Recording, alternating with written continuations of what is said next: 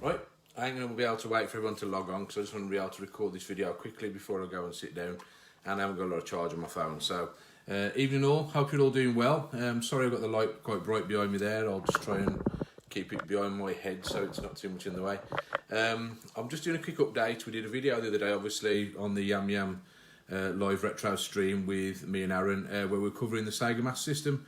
And I did want something to actually... How you doing, Mike? You're right. I did actually want something else to arrive before we did that video, but it just didn't arrive in time. Well, thankfully now it kind of has. This is the Master Everdrive X7.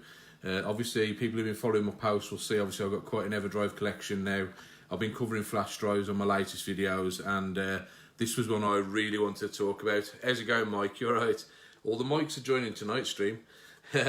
Really wanted to show this off the other day because this is the latest update from Crix for the Master System, and the reason it's so cool is because they've basically implemented FPGA into this now, and it should expand the functionality of it somewhat for future use. Now, obviously, the typical deal with Everdrives is that obviously you can play the ROMs that you've downloaded, put them on here. The reason this is so cool is because for the Master System, you can download Master System ROMs, you can download the card games, so the SC1000, the SG3000, and the standard Master System cards. You can play all those cards directly on this. You can play your Master System games, but it also expands the functionality somewhat. The former Master System Everdrive has got pretty much the same functionality as this at the moment, but this adds save state support, so you can actually save your games while you're moving along. So you can, if you want to just save it and pick up where you left off a little bit later on, or replay a section you've messed up, you can do that.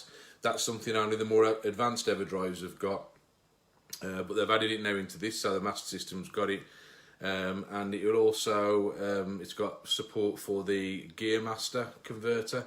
So if you do a slight modification to the Gear Master converter, you can play your Master System games on your Game Gear, as you could do with standard Master System cartridges. You have to make a small modification to the pinout, but that works on there. This also adds action replay support, so you can put in action replay codes like you can with the Mega Everdrive. And I'm hoping pretty soon they'll add some more functionality to it. We were talking on the video the other day about the standard Master System. The Japanese Mark III had expanded FM sound capability, and I recently found out that you can actually add the FM sound capability to the Master System. Now I've found a supplier for that, so pretty soon I'm going to be ordering that mod and adding that to this, and then we'll be able to play quite a few of the Japanese games. I've also found that the 50 and 60 Hz modification is very easy to do for this, so I'll be doing that as well. So I'll hopefully be doing a video on modding this system. Mike, I've got a massive list. If you go on my wall, I actually did a post the other day about every single system that I own. I've got a couple more kicking around here, ready for videos upcoming. I've got PS2 there, I've got like my Wii there, some TurboGrafx stuff there. I've covered a lot in recent videos, but there'll be a lot more coming up soon. But yeah, so having the Everdrive is actually going to unlock these. They've recently added support to the Mega Everdrive X7, which is the latest version of the Mega Drive Everdrive, which will actually emulate the FM sound support. So if you play your Master System ROMs through the Mega Everdrive X7, you can actually listen to the FM stereo soundtracks on those games that support it. Unfortunately, they haven't actually added it into this just yet, but they will do, well, hopefully will do very soon. I'm assuming that's why they bothered updating it at all, because the Master Everdrive didn't really need much of an update, and this one's come out now and it seems a lot more advanced, and given that it's been given the X7 moniker, which is now Crix's kind of premium line, I'm guessing that they're working on adding in the FM support into a cartridge rather than needing to do it to the console themselves. So we'll see what happens. We'll follow what happens on the forums and see if anything comes of it. But the reason I wanted to talk about this, and the reason I wanted to show this the other day, and I'm showing you now is because I recently found out there's one more trick up your sleeve. I've been talking about the pros and cons of the Everdrives and flash devices and what they can do for the systems that you couldn't natively do, and I was talking about expanded functionality. Now, the other Everdrives have added extra functionality to other ones. I've talked about playing things like hacks. You can do that with this. I've talked about it playing things like homebrew. Of course, you can do that with this. Unreleased games. Of course, you can do all those things. But then I talked about expanded functionality, like with the SD to SNES. In that now you can have these games that have got big CD soundtrack and FMV on SNES games, which is pretty awesome. And like I say, now they're starting to emulate chips within these cartridges. Like I say, they've added the FM support to the Mega Everdrive for Master System ROMs. I'm pretty sure they added to this. But there's one little feature which I think is quite cool for this, which I'm actually going to show you now. And I only very recently discovered. Now, a lot of you remember, obviously, that Nintendo weren't that hot on the whole backwards compatibility thing in the early days. It was more that Sega was into it, and yet we never got, even though you could play your Master System games on the Mega Drive natively, just with the pin-out converter in the form of the power-based converter, there was never an adapter like there was for the SNES to be able to play Game Boy games on the SNES. There was never a Game Gear adapter for either the Master System or the Mega Drive, and I think that sucked because although the Master System was really popular over here, the Game Gear was actually technically superior to the Master System, and it actually got a lot more games released for it than were ever released, ever released on the Master System worldwide. Even when it was popular over in Europe, we didn't get certain games ported from the Game Gear onto the Master System, probably because the Master System wasn't doing too well in Japan and America towards the end of its lifespan. Well, the good news is that even though technically it shouldn't be possible, because the Game Gear was technically more powerful than the Master System, it was actually capable of more on-screen colours than even the Mega Drive. It was capable of 512 on-screen colours, and the Mega Drive never was. So I think that's why making a converter for it was a bit of a challenge back in the day.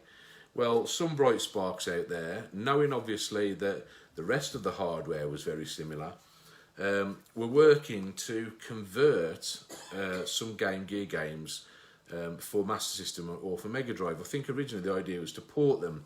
Well, it turns out they didn't actually need to. Now, something to do with the way that the games are kind of drawn means that although you're only seeing a small portion on the 2.5-inch screen on a Game Gear, it did actually draw a lot more of the screen at a time in the background, which means that if you can find a way of displaying it correctly, potentially you could play Game Gear games much like a Master System game in full screen without actually stretching what you would see on a Game Gear screen.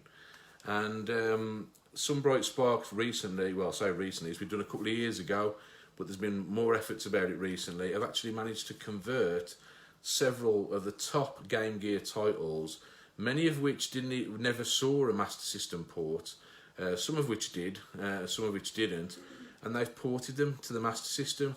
Now, the beauty of an Everdrive, of course, is that as long as it recognises the format and can do a proper CRC check on the ROM itself, the Everdrive, in theory, should play it.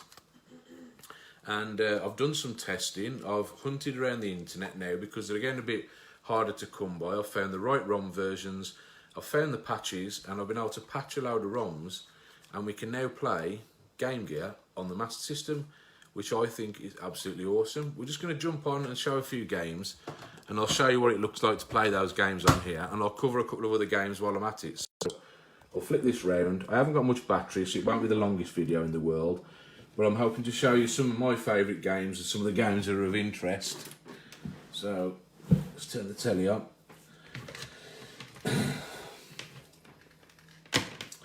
So turn the Master System on, and you'll be glad to know that I've corrected the screen on this, so we've got proper 4:3 aspect now. So loading it up, just like any other Everdrive, you've got your menu screen that you're presented with from the off. So we'll go into ROMs, and you can see I've got these broken down into categories. the SG1000, the SC3000 and the couple of SF7000 titles that there were. I've categorised those, but no real need to play those. We've got our standard Master System ROMs, and then we've got our Game Gear conversions. I will just quickly jump into Master System to tell you about it. The folder limit on other Everdrives was 256 games per folder because of the way it addressed the memory. The good thing is now with the X5 and the X7, they will actually allow bigger folders. So I've actually got the entire library, I think it's about 350 or so games, all in one menu this time. So I haven't had to break them down into lettered categories. I don't like breaking it down that way. I prefer to have them all in one list. And I've all named them all appropriately. So, but yeah, there's just a couple of nice ROMs on here I just wanted to cover and just explain why I think it's a good idea. Alien still. I do like Alien still, Mike. I do like it. A lot of people, one of the games that's very much a love or hate affair is Altered Beast. So I'm going to quickly fire this up. The good thing is with this as well, the loading times are a lot faster than they are for other Everdrives. So the ROMs load almost instantly. Now this is standard Altered Beast for the Master System. It was a little bit of a disappointment back in the day, but technically not a terrible game. However, it's certainly absent of a few things that it should have had. The scrolling quality is not the best, the animation. And you notice there, no speech, which I think absolutely sucks, right? You've got no speech, you've got slightly dull sound effects. And if I I'll collect my power-ups, try and get them turned into the wolf, just so I can show it to you. I might just get the first power-up and then roll on from there. If I don't get knocked out first. I get wiped out here.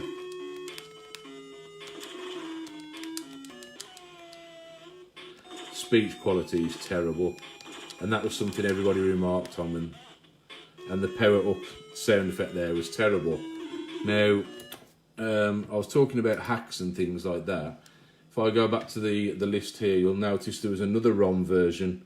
Yeah, exactly, Gary. No, it was from your grave. Well, the good news is the same treatment's actually been done to some Mega Drive ROMs, and you'll see exactly what they've done, and you'll hear the difference straight away. If I go back to this, you'll notice I've got a second version there which says Arcade Voices mod. Yeah, somebody's taken the decent quality arcade samples and translated them onto this ROM, so makes it slightly more tolerable, and you'll hear the difference straight away.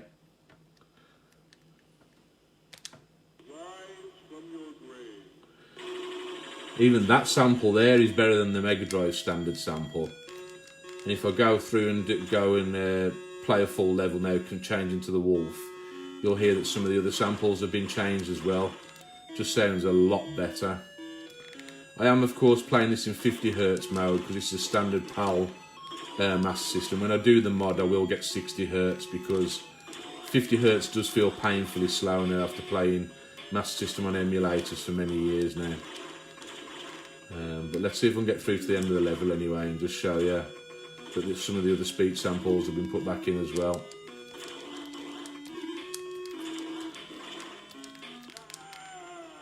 The dying sound's been improved.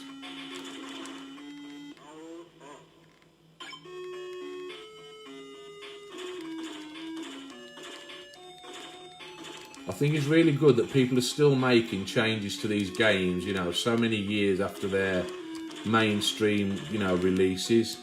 And the beauty of things like Everdrives is you've now got ways to play those and test those on proper hardware the way they're supposed to be. And, you know, I've already gone over why I think, you know, Everdrives are the kind of the perfect compromise between emulation and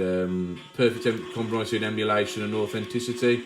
You know, you're basically running the ROMs and running things that should never have been seen on original hardware, but you are actually running them on original hardware. Oh, I'm going to get to change into the wolf now, you watch. Trust me, to have a crappy playthrough while I'm showing all you guys. But yeah, anyway, it's quite slow, so I won't go through. But anyway, the rest of the samples are all there, and it does sound a million times better, so you know, I'm really pleased they've done that. There's a few other games on the list where they've done the same. One of them is Space Harrier. I'll quickly jump to that and show you that. They've now done little tricks like this on other systems as well. Like I say, I know they've done it for the Mega Drive. They've brought back in the colour palette on things like Golden Axe. They've brought back in the speech samples from the arcade on Altered Beast. Just made them a lot better, and I think it makes for a slightly better playing experience. But anyway, the real point, like I say, I wanted to show you was this, the Game Gear conversions. And if you're looking down this list here, you'll see quite a few top titles, a few Japanese ones, a few unreleased ones.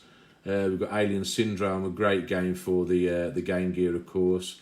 We've even got a couple of titles on here that are now stupidly expensive, like Mega Man. Not many people realise there was actually a Mega Man game on a Sega console back in the day, but there was, and sure enough, it should all run. There we go, loading up now. One of the few times a kind of token Nintendo-style franchise ended up on a Sega platform, and apparently getting this game now it's like £300-400 to buy this game. So, and of course there is one thing to overcome, and that is, of course, the Master System only has 2 buttons and the D-pad. There's no start button, which I always thought was annoying. Now they could have just mapped start to the reset button, sorry, to the pause button on the actual console deck. But what they've done instead is they've managed to remap some of the controls in more logical ways. They've hacked it on some games, so pressing 2 will also activate start at the start of the game. On other games, they've kind of assigned it off to the second controller. So if I tap, I'm trying to find the start button for this game now.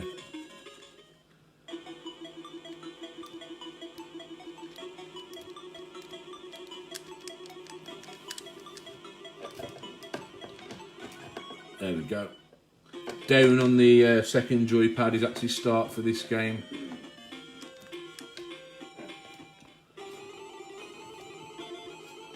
And you can see that it's blown up the screen appropriately. There's no stretching going on, and it actually shows a lot more of the screen than you ever would have seen on the Game Gear. So this is looking very akin to a NES game now. Of course, on the Game Gear, the only portion of the screen you would have seen would have been about that big, and rather than blowing it up, it actually draws the rest of the screen as if it would have done on if it had ever been ported to the Master System, and I don't believe it was. And you can see there's a little bit of graphical glitching at the side there because it's not something it's supposed to natively do. And what they've had to do is re-encode some of the colours to use the more basic palette on the Master System, which I think was 216 colours. But it's there, it's perfectly playable. No major sound glitches, the gameplay is perfect. Still got full control over it. And yeah, so we're able to play quite a rare game there. And like I say, something you never could have done back in the day was play a Game Gear game on one of the home consoles. So I think that's a really cool touch. If I just jump back to the menu here. So I think my reset button's actually not working on this console, so I'm having to power it down each time. I've got to do some cleaning on this. But if I go back to that now, I mean, like I say, there's quite a few exclusives. One of my favourite ever games, and definitely my favourite game on the Game Gear, was GG Shinobi. Now, I absolutely love this game. And as yet, I haven't got an Everdrive for my Game Gear. In fact, I haven't got a decent working Game Gear at the moment. But thankfully, I'm able to play it thanks to this. Now, there is noticeable slowdown, like I say, because this console is 50Hz, and originally the Game Gear would have run at 60Hz, being a handheld system. It didn't need to be 50Hz. But the game's very much there, and it runs exactly, I suppose, as it would have done if this game had been ported to Master System properly.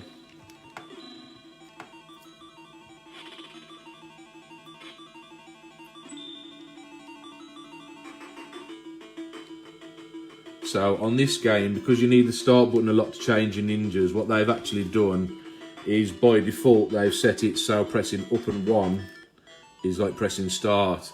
Now, because there's no situation in game where you ever really need to press up and 1, that's perfectly acceptable.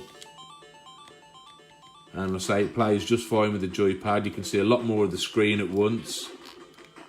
And when I do finally get this modded for 60 Hz, it means I'll be able to play. I mean, I've played this through emulation on a big screen, but even that can't do this. You know, displaying full screen like this with a lot more viewable background. And this, of course, is doing it on hardware that was really intended to do it, if you know what I mean. So I think it's really cool that I'm able to play that on here.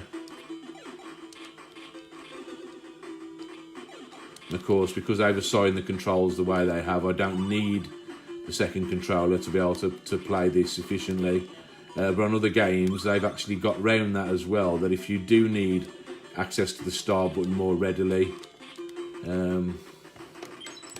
if I just reset it and go down, you'll notice I've also brought with me not only a couple of Master System pads, but I've also bought a Mega Drive pad. And that's because for certain games, obviously the Master System does allow support of the Mega Drive joypad, but obviously no games would ever utilise it because all of the games are programmed for 2 buttons. Well, the people who've modified these ROMs have obviously thought ahead on that fact. And what we've got, adjust my camera again, there's actually a version of that ROM on there. If I press, it's assigned to B and C for 1 and 2 on here. If I go back to Game Gear conversions, there's actually another version of the ROM there for GG Shinobi. And it's actually, oh, press the wrong button there, sorry.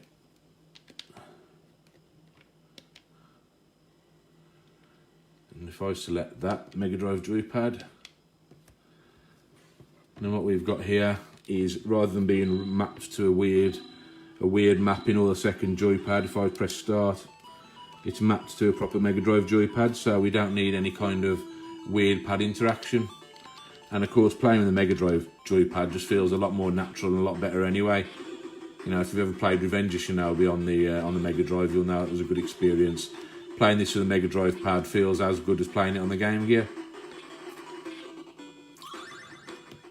So, and like I say, I mean, it's really good because originally, I think somebody converted something like 5 ROMs for this, from GG to SMS format. And in the last couple of years, people have done fan translations of Japanese RPGs. People have done translations, they've done some joypad modifications, and all in all now there's a Game Gear to Sega Master System conversion library of, I think it's nearly 200 titles, so that's quite a lot of extra gaming.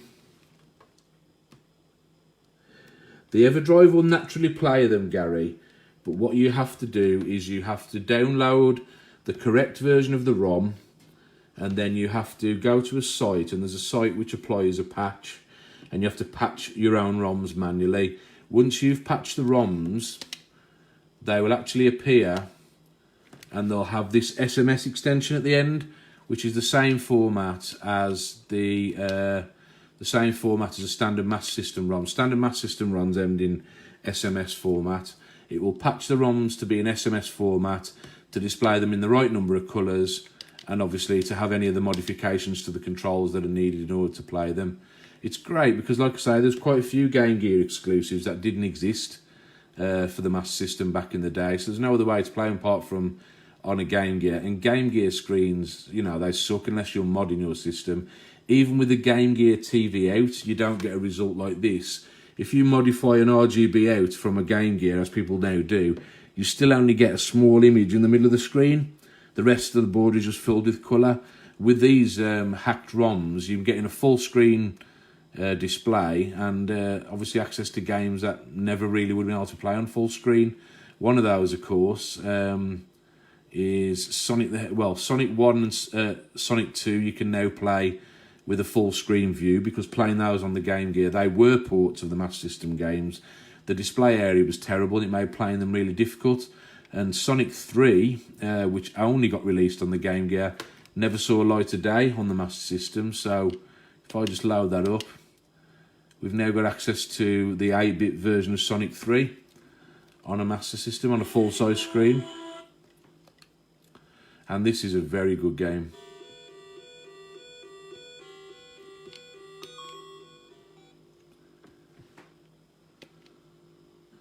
It's as late as 1994.